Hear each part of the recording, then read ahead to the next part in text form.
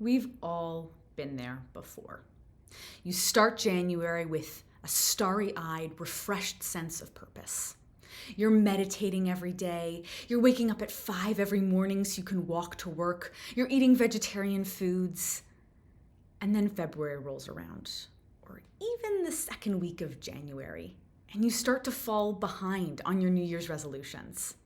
Eventually, they get completely discarded, and you start to wonder why you even set New Year's resolutions in the first place. Today, I'm diving into why New Year's resolutions are so hard to keep and so easy to break. Hello, I'm Dr. Aviva Philipp-Muller. I'm a consumer psychologist and professor of marketing, and I'm here to help you understand the marketing and psychology behind the stuff you encounter every day. If that's something you're into, then don't forget to like this video and subscribe to this channel. If you've ever set a New Year's resolution before, you've probably also broken a New Year's resolution before. And that's completely normal. It can be really hard to achieve your goals. And I'm not just talking about the pie in the sky, become a millionaire by age 30 type goals. Even everyday goals like fitness, friendship, and mental health can be really hard to follow through on because life gets in the way. And part of the problem is how we talk about and how we think about our goals. When you first set a goal, you often need a lot of encouragement to stick with it.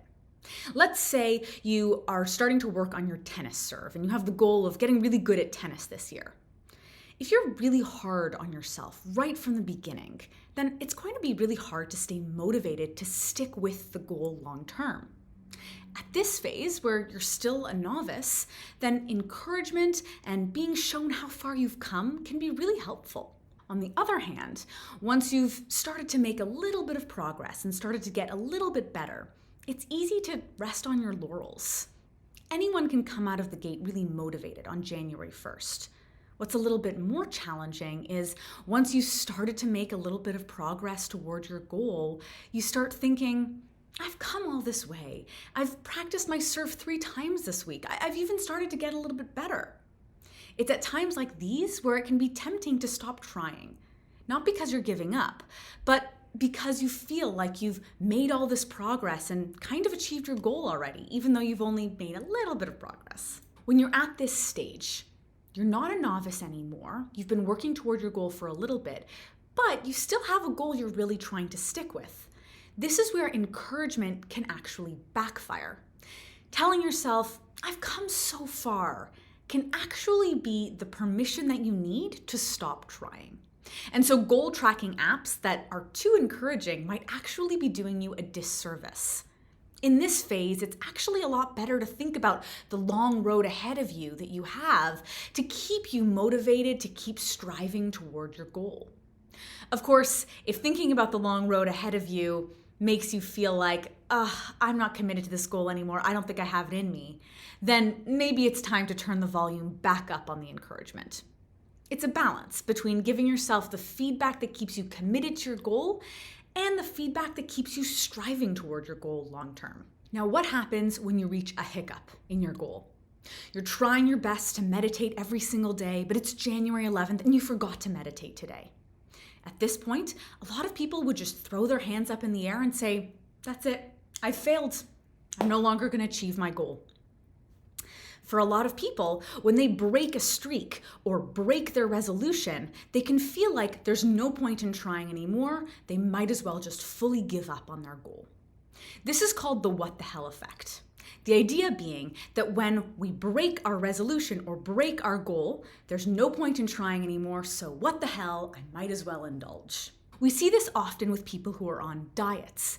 When they break their diet one time or cheat on their diet, they feel like, what the hell, I've already broken my diet. I might as well go pedal to the metal and throw the whole diet out the window. Now, diets, like any goal, aren't actually binary. It's not the case that if you've failed your goal one time, you've failed it forever and can never try at it ever again. Let's say you had the goal of never stubbing your toe.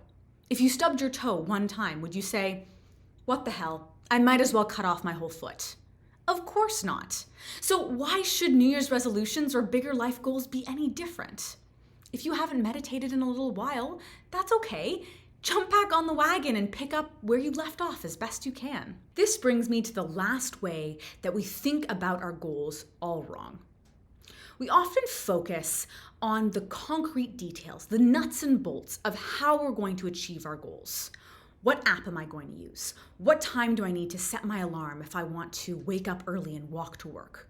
These are important things to think about. But you can get too caught up in the concrete details of how we're going to accomplish your goals. The problem with this is that it won't sustain you when the going gets tough. When your baby's crying all night and you just feel so tempted to sleep through your alarm and miss that early morning walk, or you're out to dinner and you see a delicious roast chicken even though you have the goal of eating vegetarian. If you're overly focused on the how of achieving your goal, the nuts and bolts, the concrete details of what you're going to do day to day, then these temptations or smaller, sooner rewards are going to sidetrack you. But if you can take a step back and think about why you're trying to achieve your goal in the first place and all of the abstract reasons for that, then it's going to be much easier to stay the course toward those larger, later rewards. So if the whole reason that you want to walk to work in the mornings is because you find that the fresh air really helps your mental health, then try and remember that reason and let that reason, that why, guide you toward achieving your goals rather than focusing on how you're going to get there. These are just a few of the reasons that New Year's resolutions so often fall by the wayside. What do you think? Did you set any New Year's resolutions this year? What strategies are you using to stay on track? Let me know in the comments. Also, if there are other topics that you're hoping I'll discuss on this channel, definitely let me know in the comments. Thank you so much for watching. Remember to like this video and subscribe to this channel, and I will see you in the next video.